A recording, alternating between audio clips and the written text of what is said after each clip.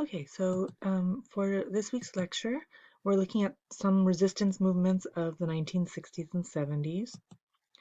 When we say resistance movement, we're talking about is resistance, I believe, was a term I gave earlier on in the semester, but it's actively fighting back against oppression. And it can be many forms of oppression, but fighting back against something that is being imposed on you, forced on you. As part of these resistance movements, there were also movements called liberation movements, which are organized actions to work to free people from political, economic, cultural, or social control or oppression. So to liberate means to free, right? So you have movements where people felt that they were oppressed and not able to be free, and so people organized against the forces that were oppressing them. The most notable of the resistance movement was born out of the civil rights movement that we learned about last week, um, is what is now called kind of altogether the Black Power movement. And it actually encapsulates quite a few um, different um, individual movements. It consisted of, it wasn't just one, like the Black Power movement, it wasn't just one organization or one group of people. It was many organizations and movement born out of, like I said, the civil rights movement, the student nonviolent um, uh, organizations like SNCC, like the Southern Leadership Student Conference that Martin Luther King Jr. and Rosa Parks were a part of. The Black Power movement included organizations and groups of people both using nonviolent tactics and increasingly willing to use violence in response to violence. And these groups became more revolutionary as we move into the 1960s and towards the 1970s, as more and more organizations and movements developed, not only around Black Power, but some other organizations we'll talk about as well. And we have this kind of, when we look back on this time period, this vision of the 60s and 70s being very volatile and full of a lot of conflict, but it's because there was also a lot of organizing of different groups of people around different issues that they felt were needed attention because they were oppressive. Um, One of the groups that also came out, developed during the civil rights movement and somewhat in opposition to the more mainstream civil rights movement was the Nation of Islam, from which you get like Malcolm X, and various groups of Black Muslims that organize in different communities across the United States. In 1966, the Black Panther Party was created, of individuals who felt like there was no government institution or no structures or organizations in place that adequately protected Black people and provided them services. And so the Black Panther Party was created and had like branches or kind of different organizations in different cities with large Black populations across the United States, focusing on community care, doing things like doing free breakfast programs. They were kind of like they created the blueprint for what would later be free lunch programs and breakfast programs in schools. That those didn't exist, and so the Black Panther Party kind of organized that stuff. But they really were well known, and because it was the most kind of outrageous to the mainstream in terms of resisting police brutality, which plagued Black communities, um, and asserting their Second Amendment rights, kind of related to our reading from last week about um, Black Americans really being limited in their right to defend themselves through the Second Amendment. And so, um, kind of focusing on kind of open carry kind of ideas of like, being able to exercise a Second Amendment right. Though the face of the Black Panther Party was often this very masculine male image, and there's no coincidence in that. That was very much what was played up both by the Black Panther Party and by the opposition media of like these armed Black men, aggressive and defending or fighting against the police. But the Black Panther Party was majority female membership. It was, many mothers and women in the community who were interested in providing community care, taking care of protecting their children from police violence, protecting their children from, um, the damage of generational poverty through creating programs of community care. But like I said, male leadership um, or the leadership was dominated by men and focused on in media coverage. Related to the Black Power movement, you also have kind of a cultural resistance um, that gives birth to the Black is Beautiful um, movement. Kind of like, and you saw this in many different arenas of American culture, whether it be music or movies or fashion, but a resistance to um, imposed standards of beauty, imposed standards of what was deemed professional or respectable, and resisting kind of the idea that white was superior in terms of um, beauty and value. Growing out of the uh, Black Power movement were many other kind of racial power movements. And very closely connected to the Black Power movement initially was the Asian American movement, which was deemed the Yellow Power movement. Really, really focused in the Bay Area, where there was, the Black Panther Party. Um, Yellow Power kind of piggybacked off of Black Power, but focused on specific issues and historical legacies relating to Asian Americans. And so during this time, there was this big movement to move away from the idea of the Oriental, forever foreign Asian population in the United States, right? Because of immigration restrictions, most Asians in the United States in the 1960s and before were American born because immigration was so restricted. But they, many Asian Americans still face the idea of not being truly American.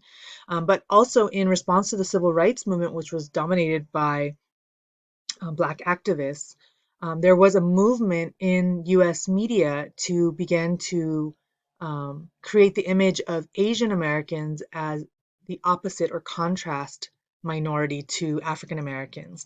And they got Asian Americans were deemed the model minority, like the model that other minorities, African Americans, Latinos, Chicanos, American Indians, Native Americans should model themselves after Asian Americans who in the idea of the model minority, despite facing heavy racism and restrictions, the idea was that Asian Americans had been successful, that they weren't angry about the racism they faced. And so the Yellow Power movement organized against that model minority issue, saying, no, there are a lot of issues unfairly still impact Asian Americans.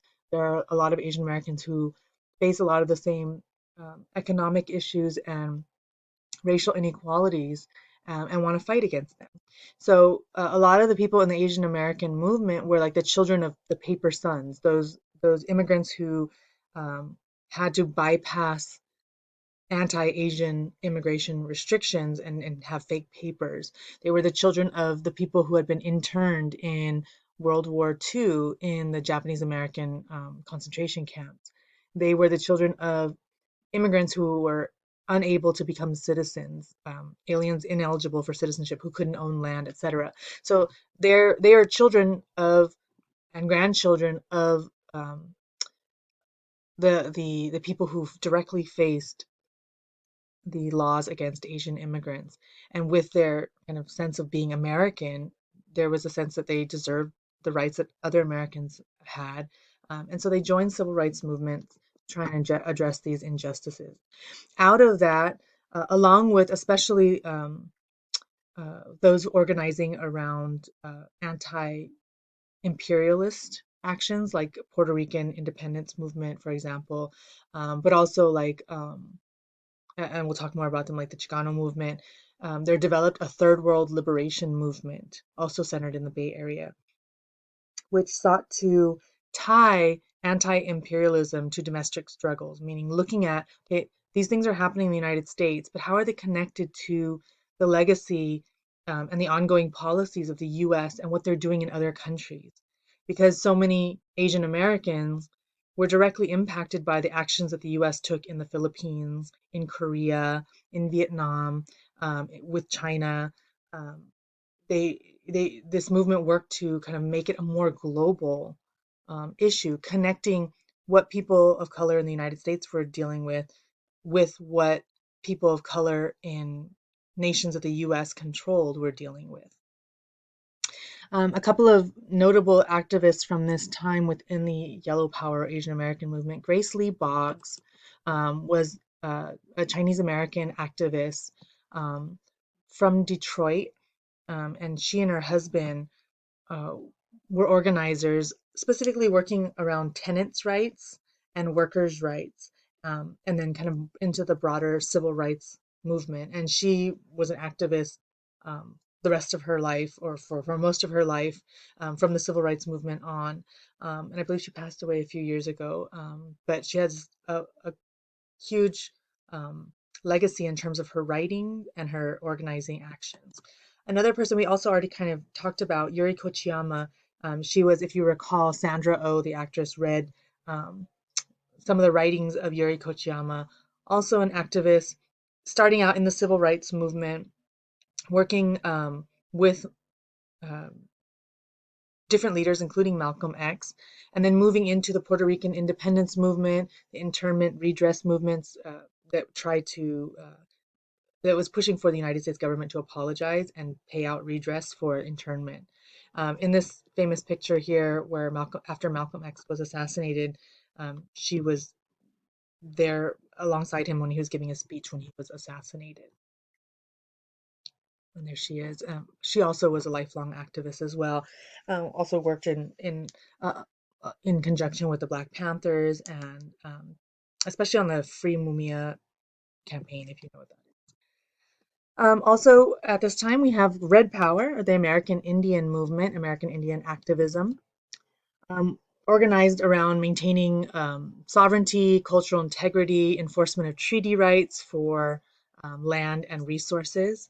So, also dealing with kind of legacies of racial discrimination, but very specifically through a Native American lens, and especially sparked by the civil rights movement, but also what we talked about a few lectures ago in 1952, the U.S. termination policy. Remember, as the U.S. was trying to access more Indian tribal lands for their natural resources, there was that push to push Native people off of the reservation and relocate them in urban areas. Well, after Native people relocated to urban areas from the reservation, they often found each other and linked up, and regardless of tribal affiliation, being from different tribes, many Native people saw that they faced a lot of the same specific issues because of the history of US Indian policy. And so they began organizing within cities, which made it easier for people to organize because you had a larger base of concentrated Native Americans who were being influenced by a lot of the issues that the civil rights movement brought up. In 1961, the National Indian Youth Council was established um, to organize young people in the cities where they had relocated and get them to taking action in resistance to U.S. Indian policy. In 1968, the San Francisco Bay Area was one large area where a lot of urban Indians relocated. So the United Native Americans organization, and also Los Angeles and like the cities around the Great Lakes region, so like Chicago, Minneapolis, um, cities in Wisconsin, there were similar organizations that were established, and they eventually kind of all became affiliated with the American Indian Movement, the AIM. Eventually, in 1969, the AIM took over Alcatraz Island in the San Francisco Bay, which had been a prison, right? And they occupied it, and they were organizing to demand the return of Alcatraz Island and other native lands um, to Native Americans. In 1972, they occupied the Bureau of Indian Affairs, which oversaw like organization on the and resources on the reservations. In 1973, they occupied Wounded Knee, which is on Lakota land. And then there was a shooting in which officers or FBI agents were killed, and some of the Native American organizers were jailed. So organizing around a lot of the issues we've talked about in terms of access to land, rejecting projects like dams, mining, oil pipelines, and addressing the legacies of conquest.